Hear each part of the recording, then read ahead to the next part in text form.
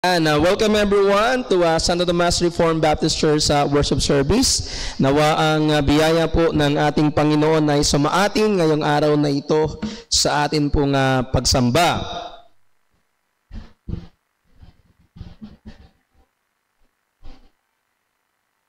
Noong nakaraang mensahe natin, mga kapatid, kung inyo pong natatandaan, ay ating pinag-aralan ang paglaganap o ang pagtungo ng ebanghelyo ng ating Panginoong Jesucristo sa lugar ng mga Samaritano. Dahil sa naging pag-uusig sa mga mananampalataya sa bayan ng Jerusalem, ay nangalat ang mga alagad at sila ay napunta sa iba't ibang lugar at ang ilan sa kanila ay napunta sa Samaria. At kasama po sa mga nagtungo dito ay si Felipe na isa sa mga 7 diakono ng unang iglesia, which is ang iglesia ng Jerusalem. Si Felipe ay pinuspos ng Banal na Espiritu at naipangaral niya ng may buong katapangan at katapatan ng ebanghelyo ng ating Panginoong Jesucristo at siya ay binigyan ng kapangyarihan ng Diyos na magpagaling ng mga may karamdaman. Dahil dito ay marami ang mga nagalak, marami ang sumampalataya sa Panginoong Jesucristo, hindi lamang dahil sa sila ay gumaling sa kanilang mga karamdaman, subalit dahil sapagkat sila ay dinalaw ng biyaya ng kaligtasan. Kasama sa mga naligtas o sa mga sumampalataya at nagpakita na tila ay ligtas, ay itong si Simon na tinatawag na Salamangkero or Simon Magus. Subalit na pag-aralan natin na ang pananampalatayang ito ni Simon Magus ay pansamantalang pananampalataya lamang. Dahil nung dumating sina Pedro at si Juan at nung kanyang makita na sa pamamagitan ng pagpapatong ng kamay ay tumatanggap ng Banal na Espiritu ang mga Samaritano, itong si Simon ay nakaisip ng paraan. Ang kanyang ginawa ay kanyang inalok ng salapi o sinuhulan itong sina Pedro at Juan upang siya rin ay magkaroon ng kapangyarihan na magbigay ng Banal na Espiritu. Dahil dito ay sinaway siya ni Pedro sa Acts chapter 8 verse 21 at sinabi niya, wala kang bahagi ni kapalaran man sa bagay na ito sapagkat ang puso mo ay hindi matuwid sa harap ng Diyos. Magsisi ka nga sa mga kasamaan mong ito at manalangin ka sa Panginoon, baka sakaling ipatawad sa iyo ang pag-iisip o ang pag-iisip ng iyong puso. Ang makikita natin dito, ang iniutos nitong si Pedro kay Simon, siya ay magkaroon ng panalangin ng pagsisisi. Subalit ang ginawa nitong si Simon ay hiningi na siya ay ipanalangin na lamang. At dito ay makikita natin na sa naging ugali, sa naging pagkapakita ng tugon ni Simon na Salamangkero, ipinakita na si Simon ay hindi tunay na mananampalataya. At dito natin nakita ang ating mensahe na pagkukunwaring hindi maikukubli. Ang kanyang pansamantalang pananampalataya, kalaunan ay hindi niya naikubli at ito ay nakita sa pamamagitan ng kanyang mga gawa. Ngayong umaga naman mga kapatid, meron tayong pag-aaralan muli na isang tao. Subalit kabaliktaran ito ni Simon Magus. Ang taong ito ay ipapakilala bilang isang tunay na mananampalataya. Lalo na sapagkat ang kanyang kaligtasan ay sa pamagitan ng soberanong paggabay ng Banal na Espiritu. Ang pag-abot sa kanya ng ebanghelyo ay sa pamamagitan ng makapangyarihang pagkilos ng Banal na Espiritu. Kaya bago nating buksan ang ating mga Biblia sa Acts chapter 8 verse 26 to 40, tayo muna'y dumako sa Panginoon sa panalangin.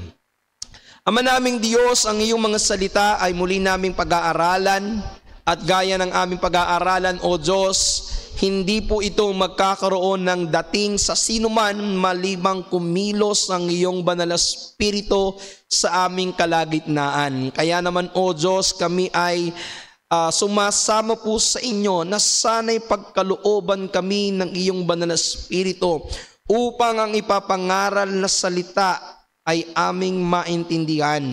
At kung meron man, O Diyos, sa aming kalagitnaan na wala pang pagkaunawa sa kaligtasan, nawa ngayong araw na ito kumilos ang iyong banal na Espiritu upang kanilang makilala ang Panginoong Jesucristo bilang siyang tanging Panginoon at tagapagligtas ng buhay. Samahan niyo po kami, O Diyos, sa magitan ng iyong banal na Espiritu sa pangalan ni Jesus. Amen at amen. Mga kapatid, aniya ko po kayo na buksan ng inyong mga Biblia at ito po ay mula sa Aklat ng Mga Gawa. Ang kabanata po ay 8, talatang 26 hanggang 40. Acts chapter 8, verses 26 to 40. At kung makikita po ninyo, nais ko sa inyong basahin ang salita ng Diyos. Datapwat nagsalita kay Felipe ang isang anghel ng Panginoon na nagsasabi, "Magtindig ka at ikaw ay pumaroon sa dakong timugan, sa daang palusong mula sa Jerusalem hanggang sa Gaza na ito'y ilang." At siya'y nagtindig at yumaon at narito ang isang lalaki na taga-Ethiopia, isang bating na may dakilang kapamalaan na sakop ni Candace, reyna ng Ethiopia, na siyang namamahala ng lahat niyang kayamanan at siya'y naparoon sa Jerusalem upang sumamba. At siya'y pabalik at nakaupo sa kanyang karo at binabasa ang propeta Isaias. At sinabi kay Felipe ng Espiritu, "Lumapit ka at makisama sa karong ito." At tumakbo si Felipe patungo sa kanya at napakinggan niyang binabasa ni si Isaias na propeta at sinabi, "Naunawaan mo baga ang binabasa mo?"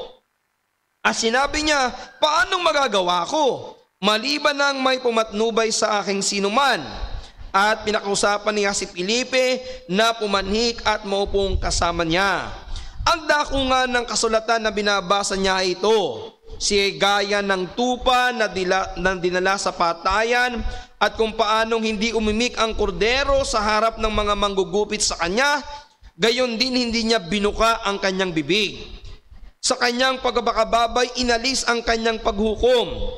Sino ang maghahayag ng kanyang lahi sapagkat inalis sa lupa ang kanyang buhay? At sumagot ang bating kay Felipe at sinabi, "Ipinamamanik ko sa iyo. Kanino sinasabi ng propeta ito? Sa kanya bagang sarili o sa alinmang iba?" At binuka ni Felipe ang kanyang bibig at pagkapasimula sa kasulatang ito ay ipinangaral sa kanya si Jesus. At sa pagkapatuloy sa daan ay nagsidating sila sa dakong may tubig. At sinabi ng bating, "Narito ang tubig. Ano ang nakahadlang upang ako'y mabautismuhan?" At sinabi ni Felipe, "Kung nananampalataya ka ng buong puso ay mangyayari." At sumugot siya at sinabi, "Sumasampalataya ako na si Jesucristo ay anak ng Diyos." At ipinag-utos niya na itigil ang karo at sila'y kapwa lumusong sa tubig, si Felipe at ang bating at kanyang binautismuhan siya. At nang magsiahon sila sa tubig, ay inagaw si Felipe ng Espiritu ng Panginoon at hindi na siya nakita ng bating sapagkat ipinagpatuloy niya ang kanyang lakad na natutuwa. Ngunit nasumpungan si Felipe sa Azoto at sa pagdaan ay ipinapangaral niya ang ebanghelyo sa lahat ng mga bayan hanggang sa dumating sa Cesarea. Mga kapatid, binasa po natin ang salita ng Diyos sa Aklat ng Mga Gawa, kabanatang 8, talatang 26 hanggang 40. Nawa ay pagpalain ng Panginoon ang kanyang nagliligtas na salita. Pinamagatan ko po ang ating mensahe ngayong umaga ng pag-iibanghelyong pinangungunahan ng banal na Espiritu. Pag-iibanghelyong pinangungunahan ng banal na Espiritu. Mga kapatid, alam ko na kinikilala naman natin na ang bawat pangangaral ng Ebanghelyo at bawat pag-iibanghelyo ay talaga namang ito ay sa kapangyarihan ng Diyos. Subalit ngayong umaga mismo dito sa ating teksto ay makikita natin yung katotohanan ito kung saan ang pag-iibanghelyo nitong si Felipe sa bating ay isang makapangyarihang gawa ng Diyos. Makikita natin kung paanong nilid, kung paanong ginabayan ng Espiritu Santo itong si Felipe para madala niya ang Ebanghelyo sa isang bating. At dito ko po kukuhanin ng ating mensahe ngayong umaga. And this is our message. Ang pag-iibanghelyong pinangungunahan ng banal na Espiritu, ang pag-iibanghelyong magliligtas sa isang tinawag para sa kaligtasan. Ito ang makikita natin. Ang pag-iibanghelyo na guided ng Holy Spirit ay ang pag-iibanghelyong magliligtas sa mga tinawag ng Diyos para sa kaligtasan. Makikita po natin sa ating mga talatang binasa kung paanong gumawa ang banal na Espiritu. Una, kay Felipe na nagbahagi ng Ebanghelyo at pangalawa sa bating na binahaginan ng Ebanghelyo. Kaya dalawang puntos po ang gusto kong pag-aralan natin ngayong umaga. Una, ang banal na Espiritu ang nagsugo kay Felipe at pangalawa, ang banal na Espiritu ang naghanda sa bating. Yan dalawang yan. Una, ang banal na Espiritu ang nagsugo kay Felipe.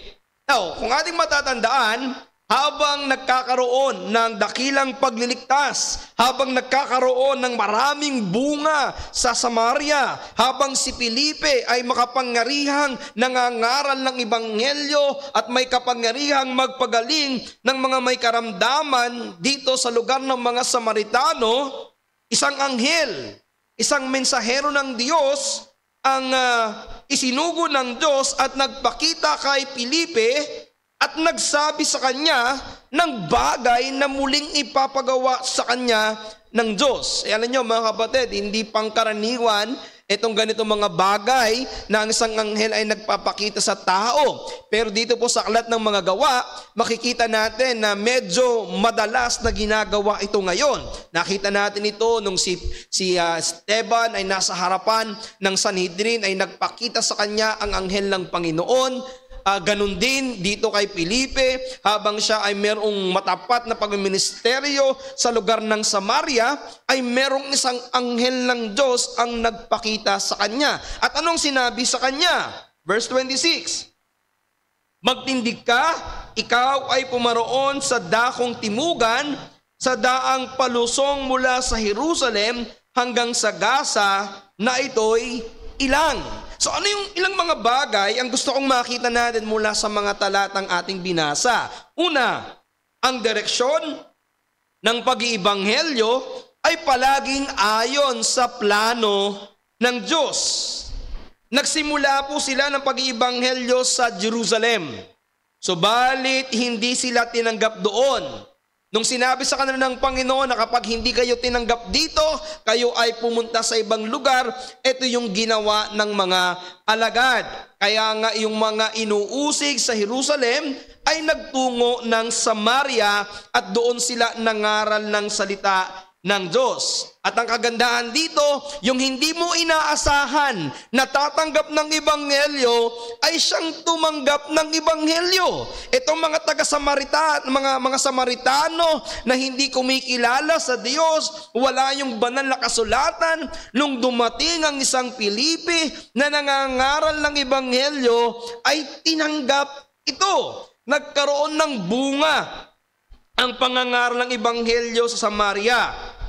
Subalit sa kabila po ng mabungang pangangaral sa lugar ng Samaria, tinawag muli ng Diyos si Felipe sa pamamagitan ng banal na Espiritu at sinugo na magtungo sa Gaza upang bahaginan ng Ebanghelyo ang isang bating. So makikita natin dito kung paano ang pag-iibanghelyo ay ayon sa plano ng Diyos. So ang punto natin dito, Ang pag-iibanghelyong nakalulugod sa Diyos ay ang pag-iibanghelyong pinangungunahan ng banal na Espiritu. Ang ibig sabihin nito, hindi sapat na tayo ay nangangaral lamang ng Ebanghelyo sa ating sariling kagustuhan, sa ating sariling pamamaraan, sa ating sariling talino, sa ating sariling galing, o sa ating sariling sigasig. Ang tunay na pag-iibanghelyo na nakalulugod sa Diyos ay yung ginagabayan, pinapatnubayan, at binibigyang kapangyarihan ng banal na Espiritu. Alam nyo, dahil po sa paglaganap ng tinatawag nating Arminianismo, may mga tao na sila ay nangangaral ng Ebanghelyo, hindi dahil sa sila ay Spirit-led, kundi dahil sila ay pinipilit. I remember before there are some testimonies ng mga tao na kinakailangan nilang magbahagi ng Ebanghelyo sa 5 tao para lamang sila ay makakain ng agahan. Ito ay isa sa mga training na ginawa sa Bible School. Before you eat breakfast, you must share the gospel to 5 people. Maganda po yung mangaral ka ng Ebanghelyo, but the motivation is not Spirit-led. Sila po'y pinangungunahan ng kagustuhang kumain. Kaya kailangan ko munang mangaral bago ako makakain. Hindi ganito ang makikita natin sa mensahe na ating binasa. Itong si Felipe ay nagtungo sa lugar ng Gaza sa pamamagitan ng paggabay sa kanya ng banal na Espiritu. Now, tatandaan natin, ang tao ay maaaring mag-ibanghelyo ng mag-ibanghelyo, ngunit tanging ang banal na Espiritu lamang ang makapagbubukas ng puso upang ang isang taong ito ay sumampalataya kay Kristo. Pangalawa, ang pag-iibanghelyong man-driven ay hindi magbubunga ng tunay na kaligtasan. Ang tanging magbubunga ng tunay na kaligtasan ay ang pag-iibanghelyong pinangungunahan ng banal na Espiritu. Yan ang tatandaan natin. Kapag ito ay ayon lamang sa motibasyon ng tao at hindi sa pagkilos ng banal na Espiritu, hindi ito magbubunga. So ang pangalawa, ang nag-iibanghelyo ay dapat andang sumunod sa pangunguna ng banal na Espiritu. Makikita rin natin dito ito. Sinabi ng Panginoon sa kanyang mga alagad na kapag sila ay inusig, sila ay pupunta sa ibang lugar upang doon mangaral ng Ebanghelyo. Ito yung dahilan kung bakit sila napunta ng Samaria. At ganun nga yung ginawa ng mga alagad. Nung sila ay makarating na sa Samaria kasama si Felipe, nangaral sila doon. Marami ang naligtas. Hindi gaya sa lugar ng Jerusalem na mayroong pag-uusig, sa Samaria wala silang nakitang pag-uusig. Subalit sa kabila nito, nagpasugo muli ang anghel ng Diyos para sabihin kay Felipe na meron siyang bagong misyon, na siya ay magpunta sa Gaza. Kung niyo mapapansin dito, walang sinabi ang anghel ng Panginoon kay Felipe kung bakit niya kailangan pumunta sa Gaza. Ang sabi lang sa kanya, ikaw ay magpunta sa Gaza sa ilang.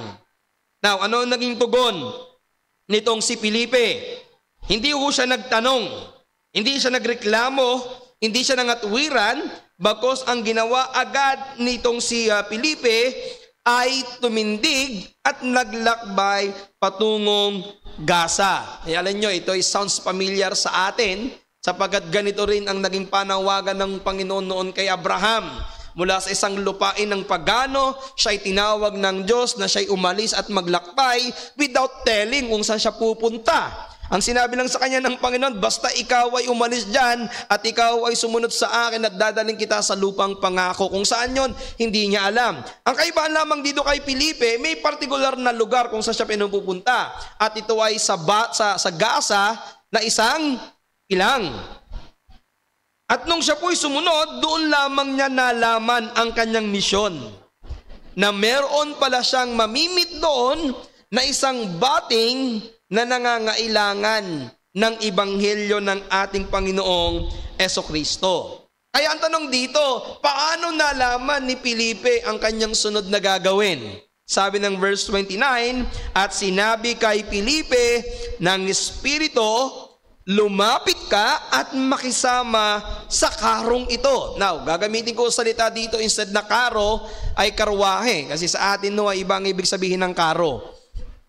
Ang karo sa atin ngayon ay pinaglalagyan na ng patay. Pero sa panahon nila, yung karo ay ito po ay karwahe. So para mas medyo bumalik tayo doon sa original na ibig sabihin, ang gagamitin ko po ay karwahe. So, ang banal na espiritu ang naggabay kay Felipe kung ano ang kanyang gagawin. Maliwanag po dito na ang banal na espiritu ang gumawa sa tagpong ito. Ang banal na espiritu ang tumawag kay Felipe para pumunta sa lugar ng Gaza, at ang banal na espiritu mismo ang nagsabi kay Felipe na siya ay makisabay doon sa karwahe ng bating na ito. Mapasin natin na ang Diyos ang pumili at nagsugo kay Felipe para pumunta sa ilang. At dito sa panahong eksaktong oras na dadaan mismo ang karwahe ng bating. Gusto kong makita nyo dito na hindi ito isang aksidente. Hindi ito nagkataon lamang. Hindi ito siniswerte lamang. Itong bating na ito, na nandoon itong si Felipe, at hindi rin siniswerte itong si Felipe na dumaan itong bating. Kundi ang makikita natin dito, this is a planned activity. Ito ay isang sinasadyang tagpo sa pamamagitan ng makapangyarihang pangunguna ng banal na espiritu. So, ano gusto ko makita nyo dito mga kapatid? Naniniwala ako na kung paano tayo inabot ng Ebanghelyo at kung paano tayo iniligtas ng Diyos at yung mga taong ginamit sa atin ng Diyos, hindi yon aksidente. Yun ay planado ng Diyos. Gaya ng ating makikita sa ating pinapag-aralan, merong plano ang Diyos kung paano ililigtas ang isang bating, at ito'y sa mamagitan ng kanyang pagsugo kay Felipe. Ngayon, makikita pa rin natin yung patuloy na paggabay ng Panginoon kay Felipe nung matapos maligtas at mabautismuhan ng bating. Ayon sa Acts chapter 8 verse 39, itong sabi, inagaw si Felipe ng Espiritu ng Panginoon. Verse 40, nasumpungan si Felipe sa Azoto, at sa pagdaan-daan ay ipinapangaral niya ang ebanghelyo sa lahat ng bayan hanggang sa dumating siya sa Cesarea. So mapatid ito, siguro kung atin lamang basta babasahin, hindi natin masyado makikita yung halaga nito. Pero kapag inanalyze natin, yung sinabi ng verse 39, na inagaw si Felipe ng Espiritu ng Panginoon. Alam nyo, maraming naniniwala sa mga binasa kong komentaryo na ito ay isang himala. Hindi ko alam kung napanood nyo na yung isang movie na ang pamagat ay Transporter. Hindi ko Transformer ha. Yung Transporter, ito po yung parang isang tao na nasa isang lugar na ito, biglang mawawala at lilipat doon sa isang lugar. Parang ganito yung nangyari dito kay Felipe. Pagkatapos niyang sundin ang paggabay ng banal na espiritu hanggang mabautismuhan itong bating na ito, kinuha, inagaw ng banal na espiritu si Felipe mula sa lugar ng bating sa Gaza, at siya po'y biglang lumitaw saan? Sa Azoto. Gaya ho ito ng ginawa sa Panginoong Hesus matapos ng kanyang 40 araw ng prayer and fasting. Siya po'y inagaw, inalis, dinala ng banal na espiritu sa ilang upang tuksuhin ni Satanas. Parang nagkaroon ng transporter. Biglang nawala sa lugar na ito at nagtungo sa lugar na pinalano ng Panginoon. So dito, makikita natin na ang banal na espiritu pa rin ang gumawa sa buhay ni Felipe para patuloy niyang magawa ang kanyang susunod na misyon. So anong gusto ko makita niyong punto dito? Ang matapat na alagad ng Panginoon ay dapat handang sumunod sa kalooban ng Panginoon. Ang isang matapat na lingkod dapat sumunod sa Panginoon. Ikaw ba'y matapat na lingkod sa Panginoon? Ang dapat ikaw ay sumunod sa Kanya. kung saan ka dapat suguin at papuntahin, dapat kang sumunod sa kanyang kalooban. Nagaya nung panahon ni Isaiah, nung nagtanong ang Panginoon, ang sabi niya, sino ang aking susuguin? Sino ang pupunta sa ganang akin? Anong sagot ni Isaiah? Here am I, Lord, send me. Narito ako, Panginoon, suguin mo ko. Ang isang madapat na lingkod ng Diyos kapag may panawagan sa Kanya, ay agad na sumusunod. Pero pag-isipan natin ito mga kapatid. Minsan, madaling sumunod kapag mahirap ang iyong aalisan. Pero ang struggle, kapag ikaw ay nasa comfort zone, tapos saka ka pinaalis at pinapunta sa isang misyon. What do I mean? Siguro, nung sila po ay nasa Jerusalem at inuusig sila ng dahil sa kanilang pananampalataya, nung sinabi ng Panginoon na kayo umalis sa Jerusalem at magpunta ng ibang lugar at doon kayo mangaral ng ebanghelyo, madali ho yun.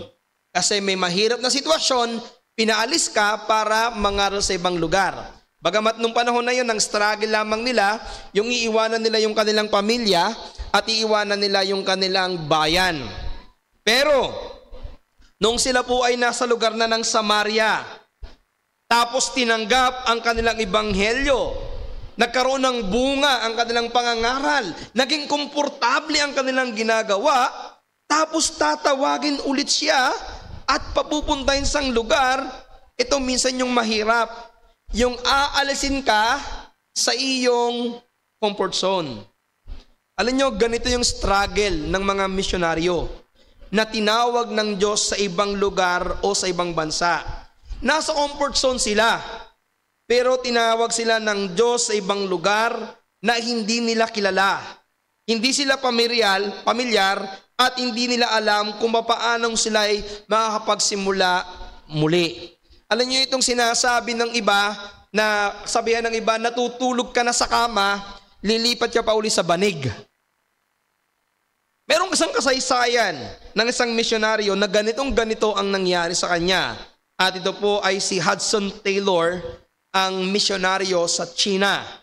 Si James Hudson Taylor ay isang misyonaryong Briton na inialay ang kanyang buhay sa pagpapalaganap ng ebanghelyo sa China.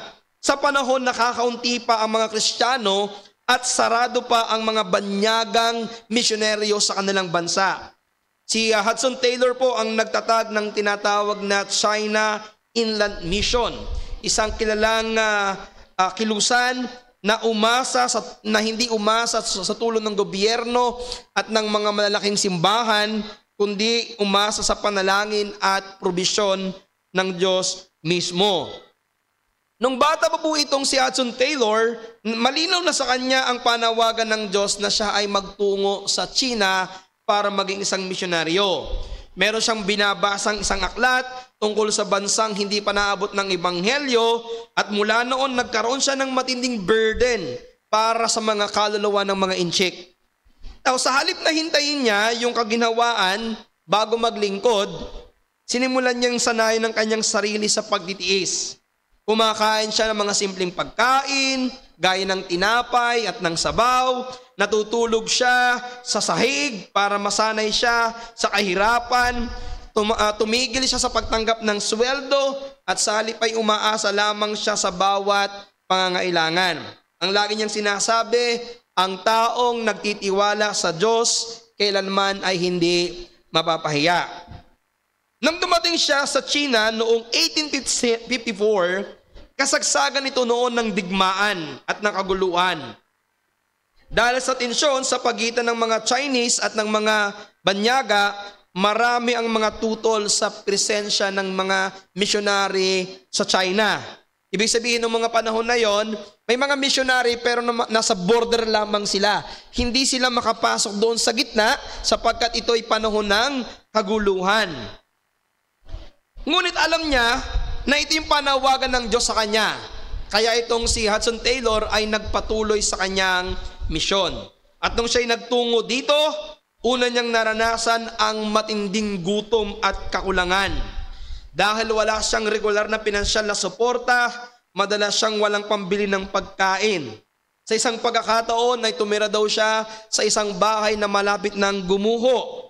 At naranasan niyang kumain ng ilang araw na ang kinakain lamang ay isang pirasong tinapay at kaunting tsaa.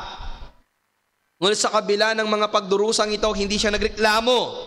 Sa halip, siya ay palaging lumuluhod sa Panginoon at nagpapasalamat sa kanyang kalagayan. Pero alam niyo, sa kabila ng kanyang katapatan sa kanyang misyon, hindi siya nakaligtas sa mga matitinding personal na pagsubok. Meron siyang asawa, ang pangalan niya ay si Maria Dier, nakapwa niya missionary, at sila po ay nagkaroon ng anak. Naglingkod sila sa China ng mahabang panahon, at habang sila naglilingkod dito, nagkasakit ang kanyang dalawang anak. At dahil sa kakulangan ng gamot at paggamutan, ang kanyang dalawang anak ay namatay. At pagkatapos nito, sumunod na namatay ang kanyang asawang si Maria. Pangalan pa ng asawa ko. Sa gitna ng kanyang kalungkutan, sinabi ni Hudson Taylor, ang Diyos ay hindi kailanman nagkamali. Kapag siya ay nag-alis, ibig sabihin, may layunin siya sa ating pagdurusa. Now, dahil po sa sobrang pagod, kakulangan ng pagkain, hindi naging ligtas ang kondisyon ni Hudson Taylor. May mga pagkakataon na siya ay nagkakasakit at kailangan niyang bumalik ng Inglaterra para po magpagaling. Pero alam niyo, habang siya ay nasa Inglaterra at nagpapagaling, ginagamit pa rin ng Panginoon ang kanyang testimonya upang mas maraming mga misyonaryo ang magtungo ng China. Now, sa mga panahong ito yung panahon na wala pang komunikasyon. Wala pang mga telepono at telegrama. Maraming mga pagkakataon na siya naglilingkod. Minsan lumalampas ang buwan at taon na wala siyang ibang kasama at wala siyang makausap. Ang tanging kaaliwan niya sa kanyang paglilingkod ay ang salita ng Diyos. Pero ang mabigat dito, hindi lamang mga pag-uusig sa labas ang kanyang naranasan, kundi mismong pag-uusig sa loob. Sapagkat noong mga panahon na ito, naramdaman niya na talagang kailangan ng mga Chinese ng Ebanghelyo. Kaya ang kanyang ginawa, siya ay nagsuot mismo ng damit ng mga Chinese. At siya po'y nagpagupit na gaya ng mga Chinese. Alam niyo, yung gupit ng mga Chinese, yung pong panot ang ulo, tapos mahabang buhok sa likod. Yan yung tsura ng mga Chinese noon. Siya po'y nagpagupit ng ganon at hinadlangan siya ng kanyang mga kasamang misyonaryo na Briton. At ang sinasabi sa kanya, isang kahihiyan sa isang Briton ang magsuot ng damit ng isang Chino at mamuhay na gaya ng isang Chino. Pero para kay Hudson Taylor, ito yung kalooban ng Panginoon na siya ay mamuhay na gaya ng mga Chino, kaya siya ay kumain, nanirahan, nakasama ng mga Chino. Ngayon, sa kabila ng lahat ng ito, gutom, sakit, pagkamatay ng mga mahal niya sa buhay, sa lahat ng mga pagtutol na kanyang naranasan, dahil siya ay talagang tinawag ng Diyos sa lugar ng China, hindi siya tumigil. At alam niyo kung anong naging bunga, makalipas ang maraming taon ng paglilingkod ni Hudson Taylor sa China, mahigit 800 misyonaryo ang na-encourage na magtungo ng China dahil kay Hudson Taylor. Mahigit 300 simbahan ang naitatag sa China. Libo-libo ang naligtas ng mga inchik at 25 sa 33 probinsya ng China noon ang naabot ng Ebanghelyo sa ilalim ng China Inland Mission. At hanggang ngayon, ang ginawa ni Hudson Taylor sa China ay nagpapatuloy. Meron pa ring mga simbahan ng mga Kristiyano ang nagpapatuloy sa lugar ng China. Ano yung aral natin makikita dito? Ang buhay ni Hudson Taylor ay patutuon ng pag-iibanghelyong pinungungunahan ng banal na Espiritu. Now, pag sinabi natin guided by the Holy Spirit, it doesn't necessarily mean na magiging madali ang buhay, na magiging madali ang pag-misyon. Pero ano makikita natin dito, kapag tinawag ang taong ito sa gawain ng misyon, kahit anong hadlang, hindi siya tatalikod. Ang isang taong tinawag ng Diyos at ginabayan ng Banal na Espiritu sa kanyang misyon ay hindi tatalikod sa kanyang Panginoon. Kaya ang panawagan sa atin, mga kapatid, dapat tayong maging masunurin sa panawagan ng Panginoon. Kung tinatawag ka ng Diyos na mag-ibanghelyo, labas sa iyong comfort zone, mag-ibanghelyo ka. Kung tinatawag ka ng Diyos na maglingkod, labas sa iyong comfort zone, maglingkod ka. Kung tinatawag ka ng Diyos na magmisyon, labas sa iyong comfort zone, sumunod ka. Tandaan natin, ang tunay na fulfillment ng buhay Kristiyano ay ang pamumuhay na sumusunod sa kalooban ng Panginoon. Diba? Nung tinawag ng Panginoon itong si Felipe, at gawin mo lang isang bagay, hindi siya nagtanong, Panginoon, bakit pa? Ang ganda na po ng gawain dito sa Samaria. Hindi siya nangatwiran. Imagine nyo mga kapatid, iiwanan niya ang maraming nakikinig ng salita ng Diyos para magtungo sa isang lugar na hindi niya alam kung meron siyang matatagpo ang tao. At makikita nyo rin dito yung kahalagahan ng kaligtasan ng iisang tao. Tinawag ng Panginoon itong si Felipe sa isang lugar na maraming nakikinig para pumunta sa isang ilang na may isang makikinig at maliligtas. Ano makikita natin dito? Si Felipe ay isang matapat na lingkod ng Diyos na nung tinawag ng Panginoon ay agad na sumunod. Kapatid, tinatawag ka ba ng Diyos na mag-ibanghelyo, na maglingkod, na mag-full time, na magsimula ng isang misyon? Huwag kang matakot sumunod sa Panginoon. Sapagkat ang tinatawag ng Diyos ay hindi pinababayaan ng Diyos. Alam niyo mga kapatid, paminsan-minsan naiisip ko parang tinatawag ako ng Panginoon sa ibang lugar o sa ibang bansa. Minsan nasasabi ko to sa aking asawang si Maria. Minsan kasi, naiisip ko na magsimula ng ibang gawain sa ibang lugar. Napabanggit ko sa kanya, pag may napupuntahan ako ibang lugar, parang nararamdaman ko, parang gusto ko magsimula ng gawain dito. At minsan, naiisip ko rin na baka tinatawag ako ng Panginoon na magmisyon sa ibang lugar. Pero sa kabilang banda, minsan naiisip ko rin, kung magsisimula ako ng gawain, kaya ko kayang pagsabayin. Kung magmimisyon ako sa ibang bansa, paano ang gagawin ko? Pero isang bagay po ang lagi kong pinapanalangin. Kung maging maliwanag sa akin ang panawagan ng Panginoon, magiging masunurin ako at sana ihanda din ng Panginoon ang pamilya ko. Alam ko mga kapatid, mahirap nang umalis sa STRBC. Kasi comfort zone ko na ito. May building na, matatapat ang mga miyembro, supportive at active kayo. Naiisip ko, kung mag-start ako ng bago, it will take time para makabuo ng ganitong iglesia. Subalit, dapat masunod ang kalooban ng Panginoon kaysa aking comfort zone.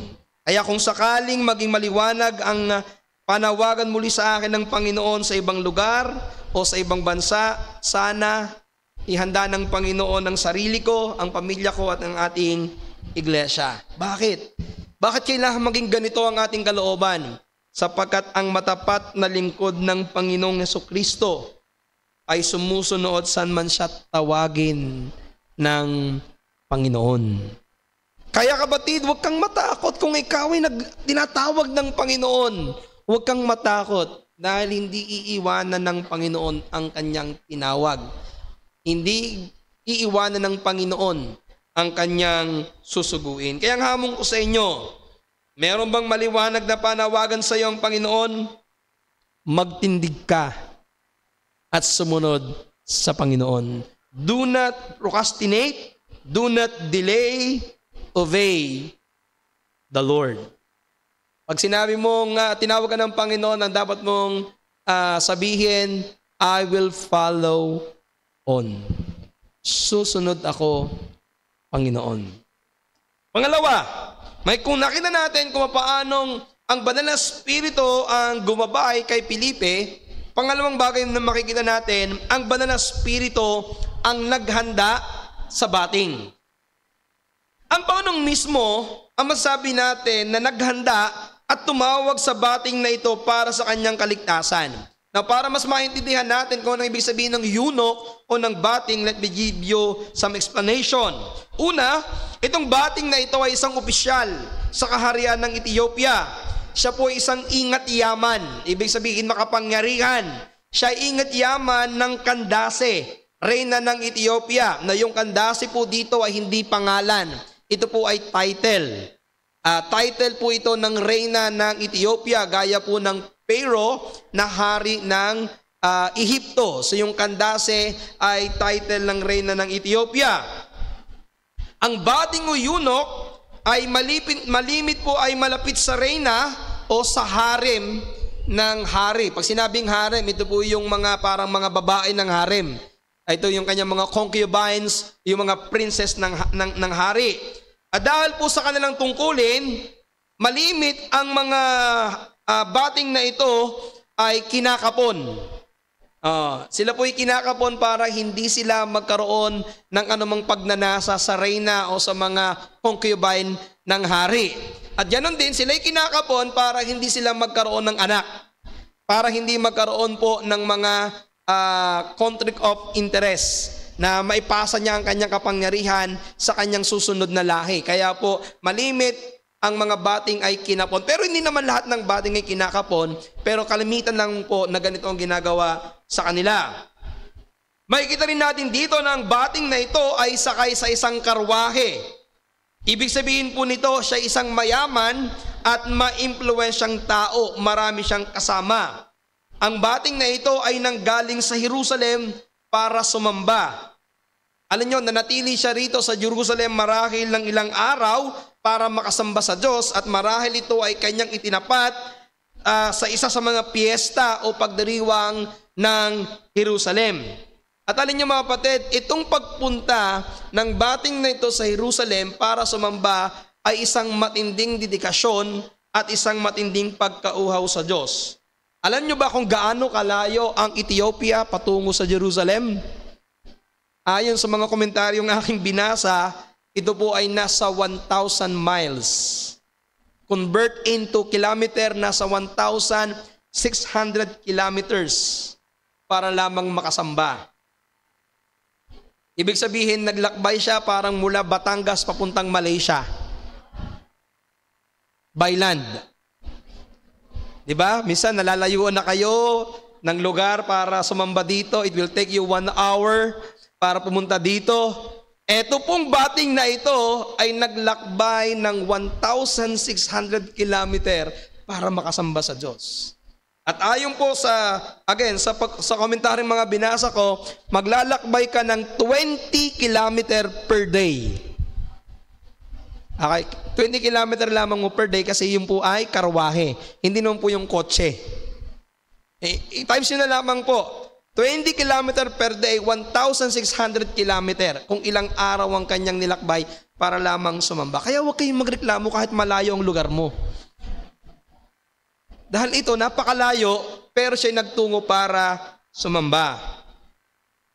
Pakita natin dito na itong taga-Ethiopiang ito ay may pagkauhaw sa Diyos na kahit gaano kalayo ay handa niyang lakbayin para lamang makasamba sa Diyos. Now, take note, Pastor, bakit kinakailangan nilang sumamba o pumunta sa Jerusalem para sumamba? Tandaan ninyo, sa panahon na ito, meron lamang isang lugar kung saan pwedeng sumamba.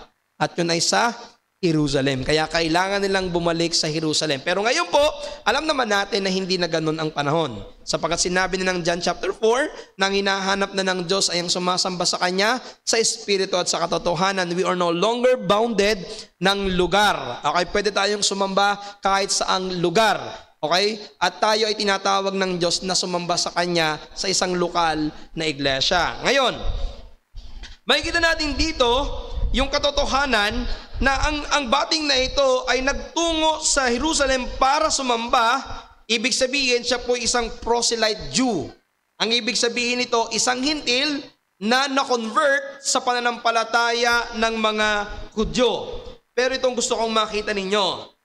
Kahit na po siya ay may pagkauhaw sa pagsamba sa Diyos, take note of this. Nung siya ay nagpunta sa Jerusalem para sumamba sa Diyos, hindi siya naligtas doon. Hindi siya naligtas sa pananampalataya ng mga Hudyo. Nalipat siya mula sa hintil, sa pananampalataya ng mga Hudyo, pumunta siya sa lugar ng Jerusalem para sumamba, pero tandaan niyo po to, hindi siya naligtas sa pagpunta sa Jerusalem. Bakit? Nung siya ay pauwi na, nagbabasa siya ng bahagi ng kasulatan sa aklat ng Isaias, kaya lamang ito yung makikita natin na talagang hindi pa siya ligtas. Hindi niya nauunawa ng kanyang binabasa. Kaya anong ginawa ng Diyos? Tinawag ng Diyos si Felipe para ipaliwanag sa kanya ang kanyang binabasa. Nung nakarating si Felipe, nakita niya ang karwahe ng bating at narinig niya na binabasa ng bating ang aklat ng Isaiah. Now, karaniwan po ng panahon na yon, ang pagbabasa ng scripture ay out loud, malakas. So habang itong karwahe ng bating na ito ay naglalakbay, nagbabasa siya ng kasulatan. Now, paano nalaman ni Felipe ang kanyang sunod na gagawin? Nung marinig niya na nagbabasa ng Isaiah, yung binasa natin kanina, sinabi ng Espiritu kay Felipe, lumapit ka at makisama sa karong ito. Kaya ganun niya ang ginawa ni Felipe. Habang tumatakbo yung karwahe, malamang hindi naman ganun kabilis ito, sinabayan ni Felipe. At habang sinasabayan ni Felipe, imagine nyo, nagbabasa, may tumatakbo, nagtanong yung nagtatakbo, naintindihan mo ba ang iyong binabasa? Narinig ito nung Ethiopian eunuch at sabi niya, hindi, malibang merong magpaliwanag sa akin. Kaya inanyayakan niya ng bating si Felipe na umangkas sa kanya at ipaliwanag ang kanyang binabasa. Kaya makikita natin dito ang soberanong paghahanda ng Diyos sa kaligtasan ng bating na ito. Now, isipin ninyo mga kapatid, tinawag ng Diyos si Felipe mula sa Samaria papuntang disyerto ng Gaza. Sa isang disyerto, nagpadala ang Diyos ng mensahero sapagkat dadaan ang isang taong nangangailangan ng ebanghelyo. This is not coincidence. Hindi ito nagkataon lamang. Ito po ay isang planadong pagliligtas ng Diyos. Imagine niyo yun. Sa dinami-dami ng dadaanan, doon pinapunta ng Panginoon si Felipe. At sa oras na mismong daraan, doon dumating si Felipe. Now, yung pong binabasa ng bating ay mula sa aklat ng Isaiah 53 verse 7 to 8. Ito yung kinote sa Acts chapter 8, verse 32 to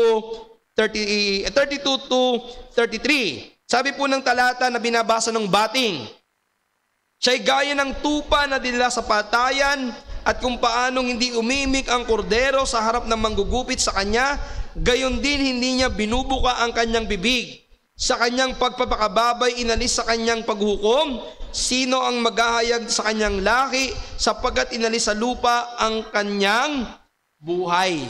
Now, nung nagbabasa ang lalaking ito, ang bating na ito, sa aklat ng Isaiah, hindi niya naintindihan. Kaya ang sabi niya kay Felipe sa verse 34, ipinamamanik ko sa iyo, kanino sinasabi ng propetang ito, sa kanya bagang sarili o sa alinmang iba. At binuka ni Felipe ang kanyang bibig at pagkasimula ng kasulatang ito, ipinangaral sa kanya si Jesus. Kapatid, itong napakaganda. Nakita ni Felipe ang pagkakataon upang ipangaral si Kristo sa bating. Ang ibig sabihin lamang nito, ipinaliwanag ni Felipe na ang tinutukoy sa aklat ng Isaiah, particular Isaiah 53 at yung verse 7 to 8 ay tumutukoy sa sakripisyo ng Panginoong Jesucristo para sa kaligtasan ng mga makasalanan. Ipinaliwanag ni Felipe na ang hula sa Isaias ay nagkaroon ng katuparan sa ating Panginoong Jesucristo, na ang Panginoong Jesus ay ang kordero ng Diyos na nung siya'y nasa harapan ng mga manguusig ay hindi man lamang nagsalita. Na ang Panginoong Jesucristo, yung kordero ng Diyos na kahit siya'y ginugupitan ay hindi man lamang umiimik. Ang ibig sabihin, nung siya'y pinaparusahan ay hindi lamang gumaganti. At sinabi niya na ang korderong ito ay ang nag-aalis ng kasalanan ng sanlibutan, na ang korderong ito ay ang tagapagligtas. At itong gusto kong sabihin sa ating mga bisita ngayong umaga, ito yung katotohanan. Ang kordero ng Diyos na nag-aalis ng kasalanan ay walang iba kundi si Jesucristo. Ang tanging paraan para sa kaligtasan ng isang taong makasalanan ay walang iba kundi si Jesucristo.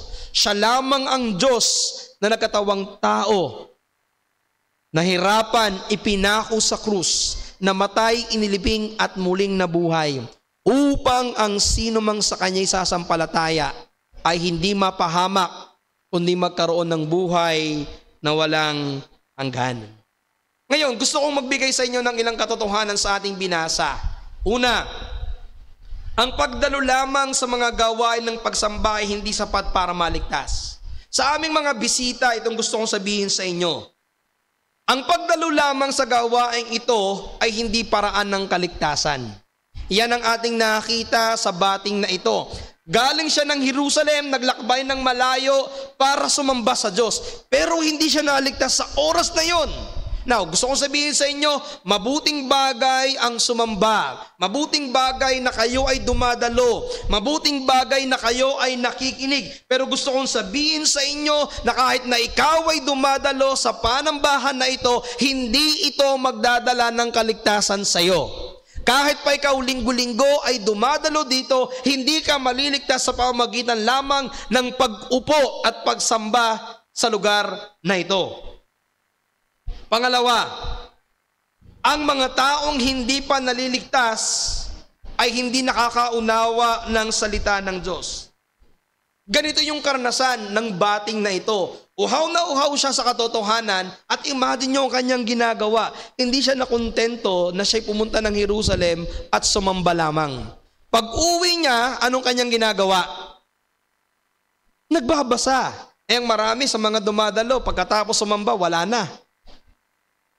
Hindi na magbabasa. Sa pag-uwi, hindi magbabasa. At kahit nakauwi, hindi nagbabasa. Pero itong lalaking ito, pag-uwi ng bahay, hindi makontento sa kanyang napakinggan. Uhaw na uhaw, nagbabasa. Ang problema, hindi niya naintindihan. Bakit? Ang isang taong wala pa kay Kristo ay hindi nakakaunawa ng kanyang binabasa o ng salita ng Diyos. Bakit? Dahil binulag siya ng kanyang kasalanan, naging mangmang siya sa katotohanan. Na gusto ko liwanagin, hindi mangmang sa talinong panglupa ang bating na ito. Siya po'y opisyal. Hindi siya magiging opisyal kung siya walang pinag-aralan. May pinag-aralan ito. At dapak na siya'y nagbabasa, meron siyang kakayanang magbasa. Pero pansinin niyo, kahit nagbabasa siya, hindi niya naintindihan. Anong ibig sabihin? Wala sa talino ng tao ang pagkaunawa ng salita ng Diyos. So malaking tanong ito. Kung sa pamamagitan ng pagsamba ay hindi ako maliligtas, at kung sa pamamagitan ng pagbabasa ng Biblia, hindi ko ito maunawaan, sa anong paraan ako maliligtas at sa anong paraan ko maintindihan ang salita ng Diyos? Ito, sa pamamagitan ng pagkilos ng banal na Espiritu. Sa pamamagitan ng paghahanda ng Diyos sa kanyang lingkod at sa kanyang paghahanda sa mga tatanggap ng kanyang salita. Pansinin niyo ang ginawa dito ng Panginoon. Una, inihanda ng Diyos at tinawag si Felipe para ipaliwanag ang kahulugan ng kanyang binabasa. Ginamit ng Panginoon si Felipe upang maintindihan ng lalaking ito ang kanyang binabasa. Alam niyo, yan ang tungkulin namin bilang mga pastor. Ang tungkulin namin na ipangaral sa inyo at ipaliwanag sa inyo ang salita ng Diyos. Pero ito yung pinakaultimong dahilan. Ang pinakaultimong dahilan kaya naunawaan ng bating ang ipinaliwanag ni Felipe ay dahil sa pagkilos ng banal na Espiritu. Ang ibig sabihin, ang banal na Espiritu ang nagbibigay ng kaunawaan sa isang tao para maunawaan niya ang ebanghelyo ng Panginoong Jesucristo. So therefore, sa aming mga bisita, kung ikaw ngayong umagang ito ay nakikinig at sumasamba, pero hindi mo naintindihan ng iyong napapakinggan, ang ibig sabihin niya na wala ka pa kay Kristo. Hindi ka pa mananampalataya, hindi ka pa ligtas. At ang kailangan mo ngayong umagang ito, ikaw ay lumapit sa Diyos. Ikaw ay humingi ng awa sa Kanya na ipaunawa sa iyo ang iyong napapakinggan. Sapagkat kahit ikaw ay dumadalo ngayong araw na ito at ikaw ay uuwi na walang naintindihan, ang ibig sabihin niya, hindi ka kinilos ng banal na Espiritu.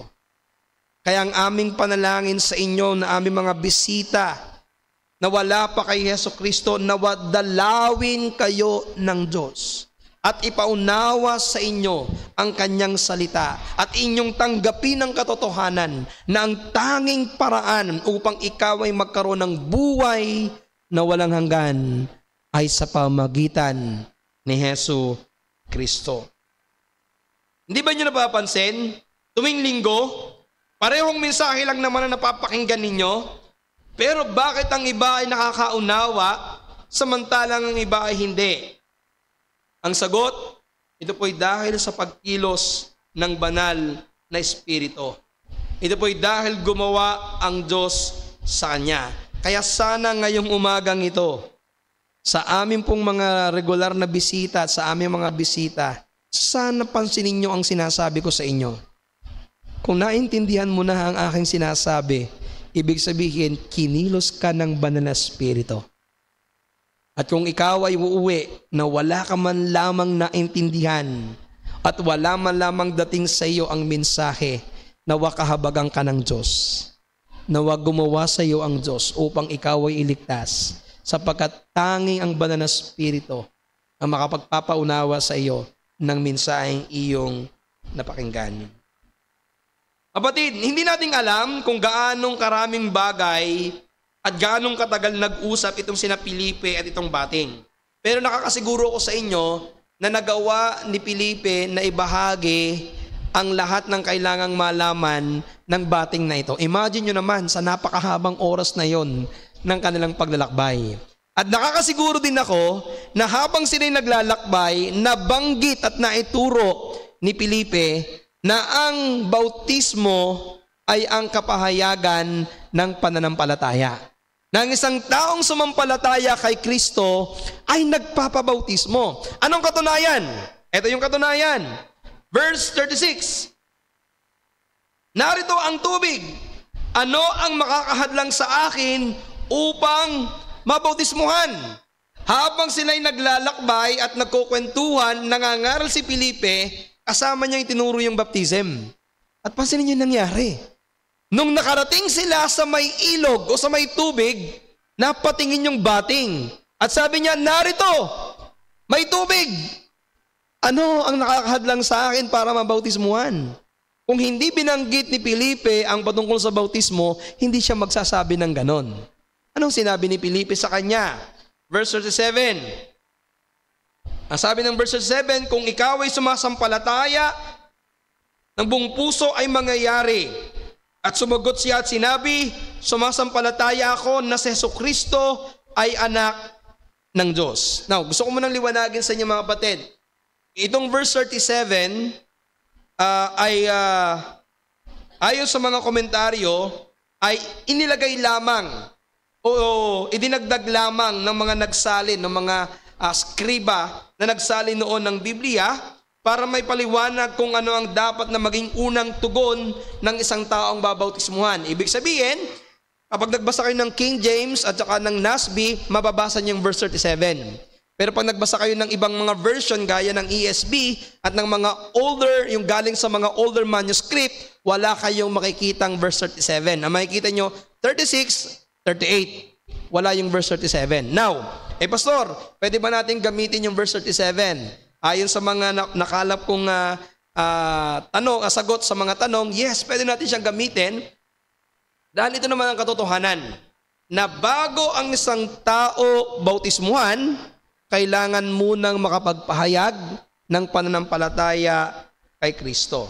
So ilang bagay muli ang gusto ko makita niyo dito. Una, ang pagpapabautismo ay kusang loob na tugon ng isang taong sumampalataya kay Jesus. Ang pagpapabautismo ay kusang loob.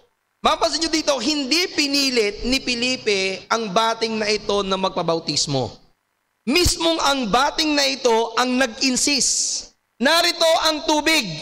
Ano ang humahad lang sa akin para mabautismuhan? So ang pagpapabautismo ay hindi sa pilitan. Ito ay kusang loob. Pangalawa, ang bautismo dapat naiintindihan. Alam ko, marami sa ating mga bisita na bautismuhan o nabinyagan nung sila'y mga bata. Pero ang tanong ko lamang po sa inyo, naintindihan niyo po ba ang inyong pagpapabinyag? Ang inyong pagpapabautismo? Hindi po ganyan ang tinuturo ng Biblia. Ang pagpapabautismo ay dapat naintindihan ng nagpabautismo. Pangalawa, ang tamang paraan ng bautismo ay paglulubog. Kung ang bautismo ay pwedeng gawin ng pagbubuhos na siyang ginagawa ng iba na binubuhusan lamang yung binabautismuhan, desin sana hindi na po nagintay ang bating na ito na dumaan sa may tubig. Naniniwala ako, sigurado ako na sa kanilang paglalakbay may dala silang tubig. Sana ang ginawa na lamang ng bating na ito, sinabi sa kanyang mga alagad, magdala kayo ng tubig, ako'y babautismuhan. Sana bubuhusan na lamang siya. Pero hindi ganun ang ginawa. Ang ginawa, nung makarating sila sa may bandang may tubig, narito ang tubig, anong humahad lang sa akin para mabautismuhan. At anong sabi ho ng talata sa verse 38? Ipinag-utos niyang itigil ang karo o karwahe at sila'y kapwa lumusong sa tubig, si Felipe at ang bating at kanyang binautismuhan siya. Na may nabasa ako na doon sa mga pinag-aralan ko, wala daw ditong ipinapakitang mode of baptism. Kumbaga, tinatanggihan nila na ang proper mode of baptism ay immersion. Wala daw pinapakitang mode. Mga kapatid, maliwanag. Hindi ka lulusong at hindi ka aahon kung walang tubig. Kaya makikita natin dito, ang proper way of baptism ay through immersion. Kailangan mong ilubog sapagkat ito ay ang perfect picture ng death, burial, and resurrection of Christ. At ang pangatlo, pananampalataya lamang sa Panginoong Jesucristo ang kailangang mauna bago magpabautismo. Yan ang tinanong ni Felipe. Ikaw ba'y sumasampalataya na kay Kristo? Ang sagot ng bating, sumampalataya na ako. Anong ginawa ni Felipe? Binautismuhan ang bating na ito. So anong punto natin dito mga kapatid? Ang isang taong tunay ng sumampalataya kay Kristo ay sumusunod sa tubig ng bautismo. Are you listening? Sa mga regular visitors natin, sa mga nagsasabi, ako'y mananampalataya kay Kristo, ano ang magpapatunay na mananampalataya ka na kay Kristo? Bautismo. Ang bautismo ay ang kapahayagan ng iyong pananampalataya. Kaya kung ikaw ay makailang beses na nakakarinig ng ebanghelyo sa pulpitong ito, ang tanong ko sa iyo ito, kung ito ba'y naiintindihan mo na? At kung ito'y naiintindihan mo na at sumampalataya ka na kay Jesucristo, ano ang dapat mong gawin? Ang dapat mong gawin? Magkabautismo. Sa likod ko ay merong baptistry. Narito ang lagayan ng tubig. Narito ang ating bautismuhan. Ano ang umahad lang sa iyo para magpabautismo? Ang bating ang nagtanong, ano nakakahad lang sa akin para mabautismuhan? Pero ako ngayon ang magtatanong sa iyo, ano ang umahad lang sa iyo para ikaw ay magpabautismo? Kung ikaw'y sumasampalataya na kay Jesucristo, ipahayag mo yan sa publiko, sa pamagitan ng bautismo. Ano niyo yun ang dahilan kung bakit tayo nagpagawa ng baptistry? Para lahat na nagpapahayag kay Jesucristo, mabautismuhan sa tubig. Naniniwala tayo ng proper mode ay immersion. Dahil kung hindi immersion, hindi natin kailangan magpagawa ng baptistry. Magpapagawa na lang ako ng malaking pitsil at ng isang malaking timba dito para buhusan. Pero hindi ganon. Ang kailangan na ilubog ka bilang kapahayagan ng iyong pakikiisa kay Kristo sa kanyang kamatayan, pagkalibing at muling pagkabuhay. Kaya ang hamon ko sa inyo, patunayan mong talagang mananampalataya ka na kay Kristo. Sumunod kayo sa tubig ng bautismo. Inaanayan kita ngayong umaga, kung ikaw ay kikilusin ng Banal na Espiritu, magdesisyon ka ngayong araw na ito sa tulong at pagkilos ng Banal na Espiritu na ikaw ay sumunod sa Kanya. Kausapin mo ang nag-invite sa iyo, kausapin mo mga usher natin, kausapin mo ako at sabihin mo, handa na akong sumunod sa tubig ng bautismo. At ano ang dapat na reaksyon kapag ikaw ay nabautismuhan? Ano ang dapat na maging tugon ng isang taong nabautismuhan? Sabi ng verse 39, at hindi niya nakita, verse 39, at nang magsiahon sila sa tubig, inagaw si Felipe ng Espiritu ng Panginoon at hindi siya nakita ng bating sapagkat ipinagpatuloy niya ang kanyang lakad ng natutuwa. Ito na nangyari. After ng baptism, anong naramdaman ng bating?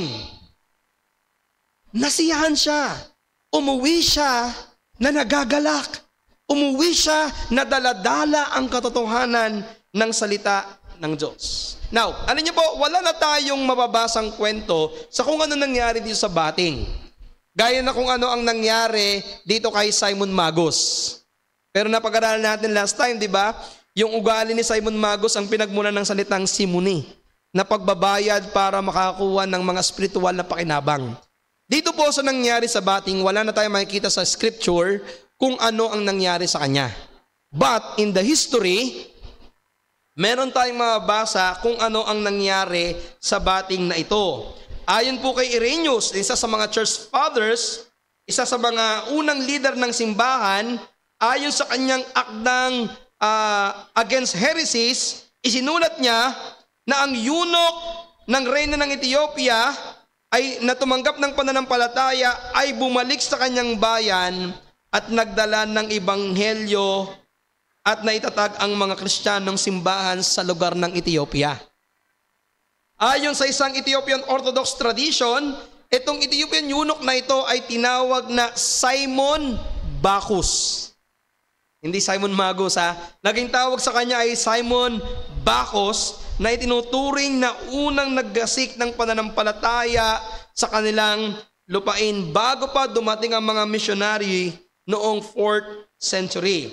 Ibig sabihin, nagkaroon ng paglaganap ng ebanghelyo ng dahil sa bating na ito. At alam nyo ba na hanggang ngayon ay merong tinatawag na Ethiopian Church na kung saan ay ang pinakamatandang umiiral na Kristiyanong iglesia sa lugar na ito. At naniniwala ang karamihang mga historian na nag-ugat ang Christian church na ito, Ethiopian church na ito, sa pamamagitan ng Ethiopian eunuch na naligtas sa Acts chapter 8. So kung titingnan natin mga kapatid, iisa lamang. Pero itong isang ito ang ginamit ng Diyos para magsimula ng Kristyanismo sa kanyang bayan. Kaya mga kapatid, huwag tayong manghinuha kung minsan tayo maanyayahan na magbahagi lamang sa isang tao. Minsan, di ba, mas masarap magbahagi kapag maraming mga tao. Pero alam nyo, mas maganda at mas mainam kung meron tayong makikitang kahit isang tao na babahaginan at ang taong ito ay susunod sa Panginoon at gagamitin ng Panginoon. Kaya sana ngayong umagang ito, mahamon kayo na mag-ibanghelyo, hindi lamang sa maramihan, kundi kahit sa one-on-one.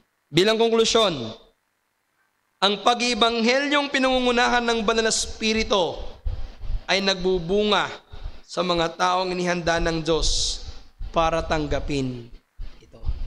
May paghahanda ang Diyos kay Felipe, may paghahanda ang Diyos sa bating. At naniniwala ko ngayong araw na ito, may inihahanda ang Diyos sa buhay natin. At sana ngayong araw na ito, ipanalangin natin, alamin natin, at kapag naging maliwanag ito sa atin, sundin natin na may buong pagtatapat. Tayo pong lahat ay yumuko at manalangin. Ama naming Diyos, kami ay nagpapasalamat sa inyong biyaya ngayong araw na ito sa napakagandang palaala sa amin sa kapangyarihan ng Banal na Espiritu na naghahanda ng mga misyonaryo, ng mga ngaral ng iyong salita at naghahanda ng mga puso na tatanggap ng iyong mga salita. Panginoon, ngayong araw na ito, nawa ang iyong salita ay naipangaral ng may buong katapatan at umaasa kami sa pagkilos ng iyong Banal na Espiritu sa bawat isang nakinig. Una kong dinadalangin, Panginoon, ng mga kapatiran ng iglesyang ito, Nanawa ang bawat isa sa amin ay magkaroon ng ganong kasigasigan na sundin ng iyong kalooban. Na anuman ang iyong panawagan sa amin, mag-ibanghelyo, maglingkod, magsimula ng gawain, hindi kami dapat matakot, hindi kami dapat mag-alinlangan. Sapagkat ikaw ang tumawag, ikaw ang gagabay, at ikaw ang tutulong sa amin. Panginoon, sa aming mga bisita, maraming salamat for your guidance sa kanila. Maraming salamat, patuloy mo silang dinadala dito. Panginoon, sana ngayong araw na ito, gumawa kayo sa kanilang buhay, na silang mga nagpapahayag na ng kanilang pananampalataya, ay ipakita ito sa magitan ng pagsunod sa tubig ng bautismo.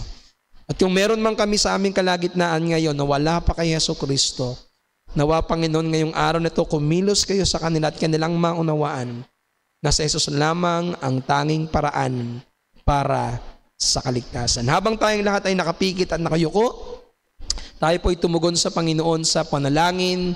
Kung ikaw ay kinakausap ng Panginoon sa pamamagitan ng pangangaral ng kanyang salita, kinikilos ka ng Panginoon na tumugon sa panawagan ng pag-iibanghelyo, panawagan ng pagdemisyon, panawagan ng pagsisimula ng gawain, nawa tumugon ka ng pagsunod. Huwag kang maging matigas, huwag kang gumawa ng dahilan, huwag kang gumawa ng anumang katanungan sa iyong puso. Gaya ni Felipe, magkaroon ka ng pusong mapakumbaba at pusong mapagpasakop sa harapan ng Panginoon. At sa aming mga bisita, mga regular na dumadalo, kung ikaw ay nagpahayag na ng pananampalataya, nawa tumugon ka ngayong araw na ito. Narito ang ating pong lugar para bautismuhan ka. Ipahayag mo ito. Tumugon ka sa Panginoon sa umagitan ng pagsunod sa tubig ng bautismo. Habang tayo lahat ay nakapikit na kayo, magkaroon tayo ng ilang sandali ng pagtugon sa panalangin.